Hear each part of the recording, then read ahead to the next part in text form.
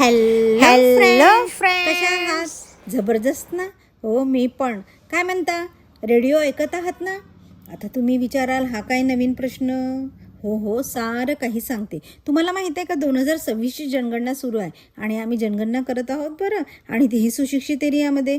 जनगणना करत असताना प्रत्येक घरात व्हिजिट दिली की घरातील प्रत्येक स्त्रियांचा काय, पुरुषांचा सुद्धा हा प्रश्न की जनगणना काय आहे. काही जण विचारतात, तुम्ही तर दर महिन्यालाच माहिती घेऊन जाता बापा.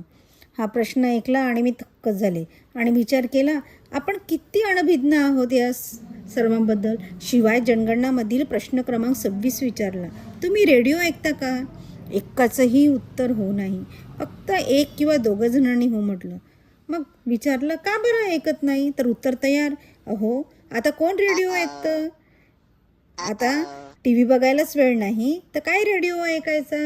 अहो, रेडिओ हे आपलं पारंपरिक आणि संदेशवहनाचं हुकमी एक्का असणारं साधन. किती प्रकारची माहिती मिळते.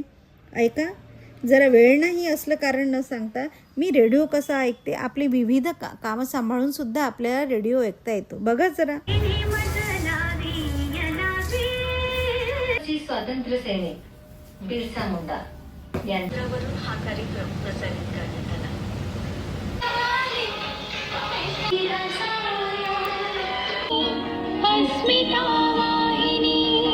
प्लास्टिक मुक्त मोहीम हाती घेणे, ऊर्जा बचतीचे अभियान करणे, ह्या सर्व गोष्टी आपण करू. बघितलं, वेळ नाही हे फक्त आपलं कारण. रेडिओ ज्ञान देतो, मनोरंजन करतो, जगाशी जोडून ठेवतो, आपल्या विचारांची सर्जनशीलता वाढवतो, विविध ज्ञानाचा खजिना आपल्या उंजळीत घालतो. आपल्याला जितका वेळ मिळतो त्याचा सदुपयोग करावा. मग आपल्याला जनगणना म्हणजे काय, अशा विविध प्रश्नांची उत्तरे चुटकीसरशी मिळतात, हो की नाही? मग आजच रेडिओ घ्या, स्वस्तच आहे बरं. रेडिओ नसला तरी मोबाईलवर ऐका. आकाशवाणी चंद्रपूर, विविध भारती, अस्मिता वाहिनी अशा यांचे निवेदक आपल्यासाठी किती प्रकारची माहिती गोळा करून आपल्याला आपल्या मेंदूला सक्रिय ठेवण्याचं काम करतात. सखी सहेली तर आहा, सकाळचा दिलखुलास परिसर आपल्याला निसर्ग कसा जपायचं ते शिकवतो. विविध दिनविशेष असे उत्कृष्ट कार्यक्रम रेडिओ सादर करते.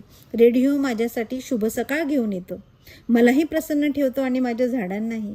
मग कधीपासून ऐकताय रेडिओ? मला कॉमेंट बॉक्सला नक्की लिहा.